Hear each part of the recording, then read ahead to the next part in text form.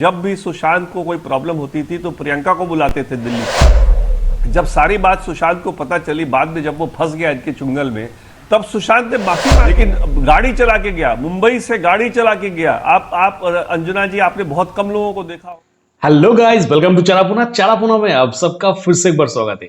तो मेरा जो लास्ट वीडियो था, जिस वीडियो में मैंने आप लोगों के सामने विकास सिंह जी का जो बात है वो बात आप लोगों के सामने रखा था। यानी आज तक टीवी चैनल पे आके विकास सिंह जी ने लाइव टीवी पे जो कहा था, जो डिफेंड किया था रिया चक्रवर्ती को, और साथ ही साथ ये जो अंजना था यानी जो एंकर आज तक की, उस एंकर को भी जिस तरीके से डिफेंड किया था वो देखने के लायक था। पर वो वीडियो को मैं पूरा कंप्लीटली आप लोगों के सामने नहीं दे पाया था, क्योंकि उस टाइम पे जो वीडियो बन रहा था वो बहुत ही ऐसे ही लंबा हो गया था, लगभग 16 मिनट प्लस का वीडियो बन चुका था। तो जिसके कारण वो वीडियो तो कंप्लीट नहीं हो पाया। पर इस वीडियो के जरिए मैं विकास सिंह जी का वो बातें तो आप लोगों के सामने रखूंगा, पर इस वीडियो में आपको क्या जानने के लिए मिलेगा पता है आपको दोस्तों?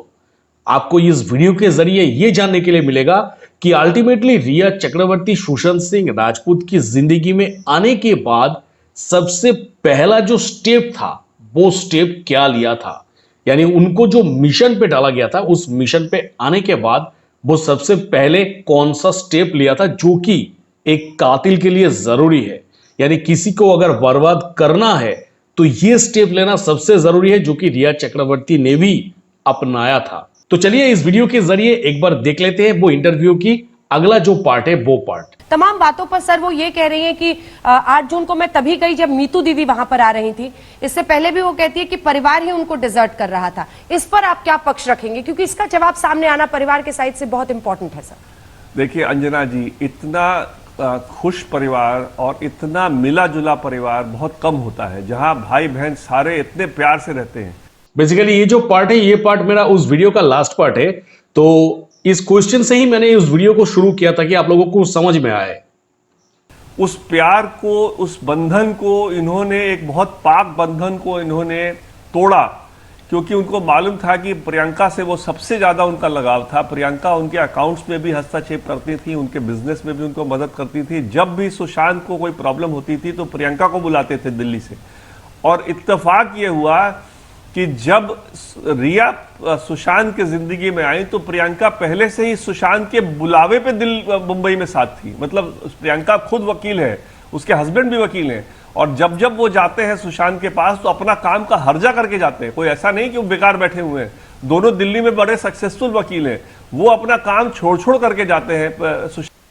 तो ये जो बात है दोस्तों, ये बात एक समझने वाली बात है, जो कि लोग समझना नहीं चाह रहे थे कि प्रियंका सिंह हो, चाहे मीतू सिंह हो, या फिर उनकी कोई भी सिस्टर हो, अगर उनके भाई के साथ मिलने के लिए जाते थे तो वो लोग अपना काम को छोड़ के जाते थे, क्योंकि हर कोई अपने अपने फील्ड पे है। तो जिसके कारण कुछ कुछ लोगों का ये मेंटलिटी है कि उनके भाई उस वक्त सुपरस्टार थे, तो जिसके कारण उनकी बहन भी उनके साथ चिपके हुए थे। तो ऐसा कदापि नहीं है।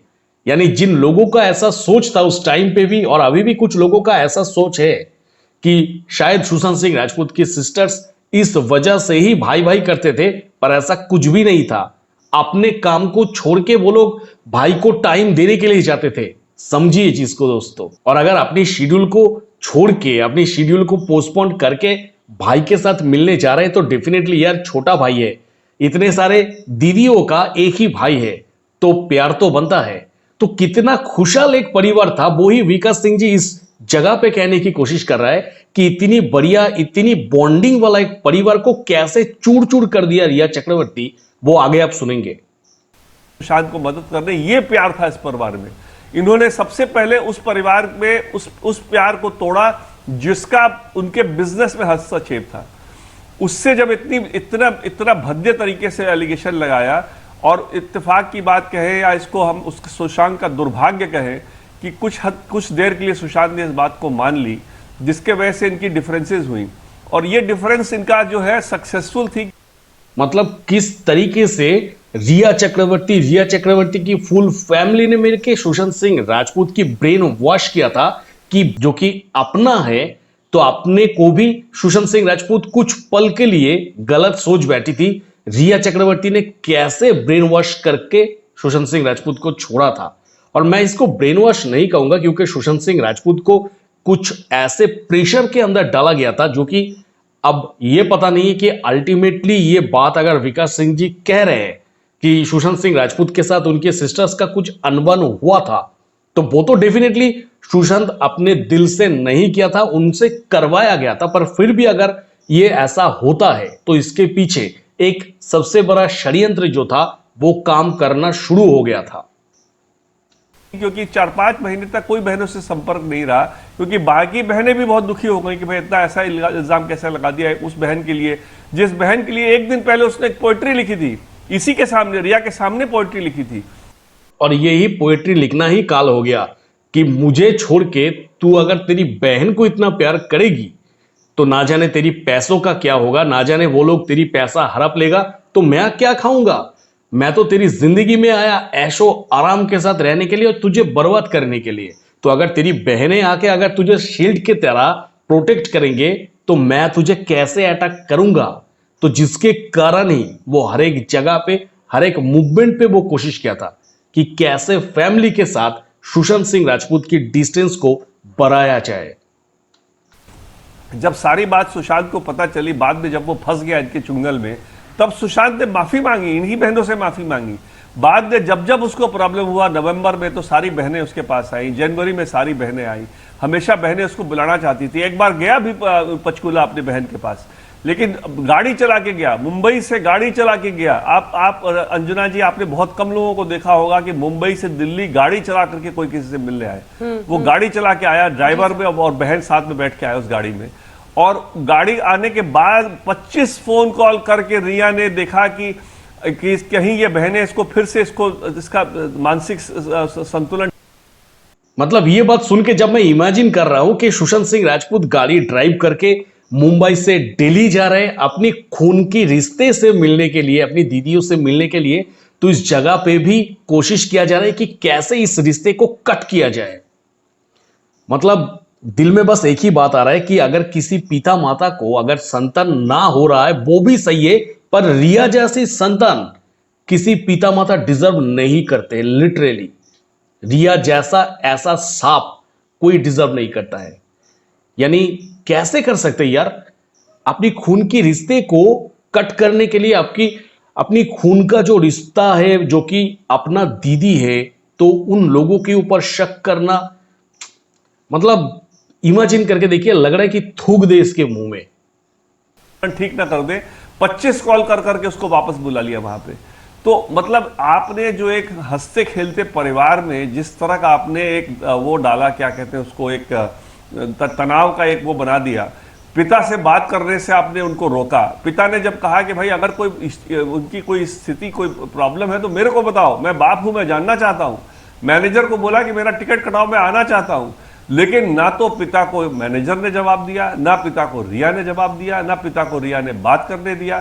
तो जिस परिवार में हंसी खुशी परिवार में उन्होंने आकर के जिस तरह से ऐसा कर्तव्य काम किया है, उस आदमी को बुला, उस पर्सन को आप बुला करके चैनल में बिठा रहे और कह रहे हैं सत्यमेव जयते। मतलब अर्णब गोस्वामी जो चीख के कहते थे ना कि तक वाले, तो वो सही कहते थे यार, कि ये जो तक वाले जो है, यानी आज तक चैनल के जो लोग हैं ना दोस्तों, ये रिया की तरह ही सोच विचार मेंटालिटी सब कुछ रखते।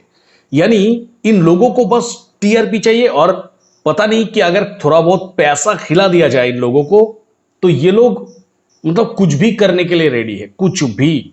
सुशांत सिंह राजपूत जैसे केस को जब पूरी देश के लोगों को समझ में आ रहा है कि कौन सच है कौन झूठ है, पर ये लोग क्या कर रहा है, चैनल पे उन लोगों को बिठा के उन लोगों से कैसे ट्रीट कर रहे हैं। मतलब इन लोगों के साथ ही कुछ गलत हो गया हो। सुशांत सिंह राजपूत ना जाने इन लोगों को क्या कर दिया। एज इफ कि जो वो कह रही है वो सच है। मतलब ये तो एक प्रोपेगेंडा वाली बात हो गई कि आप देखिए, आपका काम है सच्चाई पे लाना, मैं बिल्कुल सहमत हूं इसमें, सच्चाई दोनों तरफ की आनी चाहिए। लेकिन एक एंकर का एक उत्तरदायित्व होता है कि जब किसी को बुलाए, आप मेरे से कितने गहरे गहरे सवाल पूछ रही हैं, आप उनसे नहीं पूछ सकते थे कि भाई 8 को आप गई तो आपने किसी परिवार वालों को बताया कि क्या उनकी स्थिति है? पूछेगी कैसे सर, वो एंकर बिक चुके हैं। वो नरेंद्र मोदी जी का गोद लिया हुआ लाडली है अंजना, तो जिसके कारण ये सब क्वेश्चन नहीं किया जा सकता है। और साथ ही साथ जिसका हाथ रिया चक्रवर्ती के सर के ऊपर है, वो अगर चैनल के ऊपर थोड़ा बहुत पैसा खर्च कर दिया तो चैनल वाले कैसे बात करेंगे, कैसे ये सब प्रोटेस्ट क्या चीज है। रिया जो कह रहा है वो सच है, संदीप सिंह जो कह रहा है वो सच है। यानी सुशांत सिंह राजपूत के केस में सुशांत के अलावा बाकी सब कोई सच है, जो कि सुशांत की इस प्लान के साथ जुड़ा हुआ था। उन लोगों की बात कर रहा हूं।